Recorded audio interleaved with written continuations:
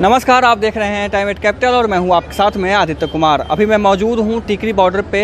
यहां पर किसान जो है सो पिछले 111 दिनों से आंदोलन कर रहे हैं तीनों कृषि बिलों के खिलाफ में, उसको वापस लेने के लिए और उसको एमएसपी की जो व्यवस्था है उसको बरकरार करने के लिए, उस पर कानून बनाने के लिए।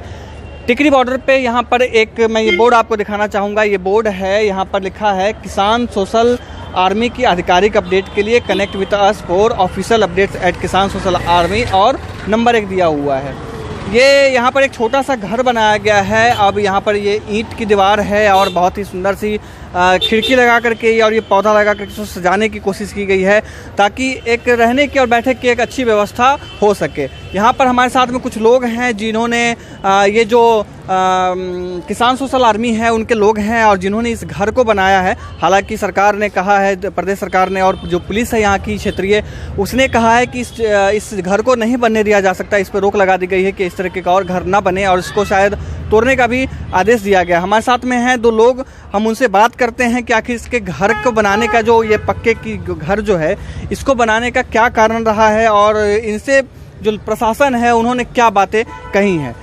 स्वागत है सर आपका। नमस्कार जी, नमस्कार। सबसे पहले आप अपना परिचय दीजिए। मेरा नाम मनदीप मलिक, डिस्ट्रिक्ट हिसार, गांव उमरा, हरियाणा। तो ये जो मेन सड़क पे आपने जो ये जो छोटा सा घर बनाया हुआ है, ये मतलब देखने में तो लग रहा है कि कंकड़ ईंट और बहुत ही मजबूती से बनाया गया, इसका क्या कारण है बनाने? देखिए, ये हमारा किसान सोशल आर्मी का ऑफिस है और अब जैसे मौसम परिवर्तन हुआ है, पहले सर्दी थी तो उस टाइम हमने टेंट वगैरह लगा रखे थे। अब मौसम परिवर्तन हुआ, गर्म हवाएं चलेंगी, तेज़ धूप होगी तो उसमें टेंट में रहना इतना आसान नहीं होता क्योंकि बहुत तेज़ धूप होती है, गर्मी होती है। तो उसके लिए हमने ये टेम्परेरी सा एक छोटा सा कमरा बनाया है और रहने के लिए, क्योंकि आंदोलन की जो रूपरेखा तय की है सरकार ने, अभी वो मान नहीं रही। उसके लिए हमारा संघर्ष लगातार जारी रहेगा और उसके कारण हमने ये बनाया है। और किसान सोशल आर्मी का जो एजेंडा है इस आंदोलन के द्वारा, वो हमारे देश के कोने कोने तक किसान की आवाज़ जाए। किसान सोशल आर्मी का मतलब है कि हमने एक ऐसी सोशल आर्मी बनाई, इस यहाँ पर किसान क्रांतिकारी साथी जितने भी आए हुए हैं देश के कोने कोने से, हरियाणा, पंजाब, राजस्थान, यूपी और देश के हर स्टेट से यहाँ लोग आए हुए हैं, उनको किसी प्रकार की असुविधा ना हो, खाने पीने की, दवाई मेडिसिन की, एजुकेशन की, उस प्रकार की हेल्प करने के लिए हमने एक संगठन बनाया जो हमारा यूट्यूब पे भी है, फेसबुक पे भी है, हमारी ऐप है। और सरकार ने क्या कहा है और लोकल प्रशासन जो यहाँ का है, ये घर बनने के बाद उन्होंने आपसे क्या क्या कांटेक्ट किया? उन्होंने क्या कहा? नहीं, उन्होंने तो हमें रोका था। अवैध निर्माण का बहाना देके उन्होंने हमारे ऊपर एफआईआर दर्ज करने की कोशिश की थी, उन्होंने धमकी दी थी। लेकिन अब लड़ाई सीधी हमारी तो सेंटर के साथ है। किसी एक एसपी डीएसपी का तो इसमें कोई वो मैटर है ही नहीं कि हम उसके मानने से हम मान जाएंगे।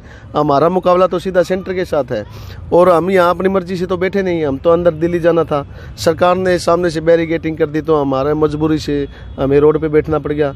तो अब ये तो है नहीं कि यहाँ धूल है, मिट्टी है, बारिश है, तो हमें अपना बंदोबस्त करना पड़ेगा।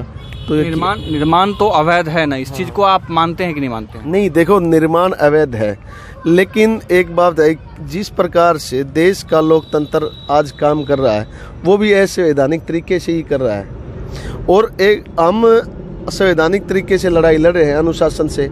हमारे देश के संविधान में हर किसी को आंदोलन करने का अनुशासन तरीके से अधिकार है और वो अधिकार हमसे छीनना चाहते हैं, इसलिए ये लड़ाई लंबी हो रही है। और अवैध कहेगा जब, एक बात ये देश के अंदर पैदा होने वाले हर इंसान का देश के हर संसाधन के ऊपर अधिकार है।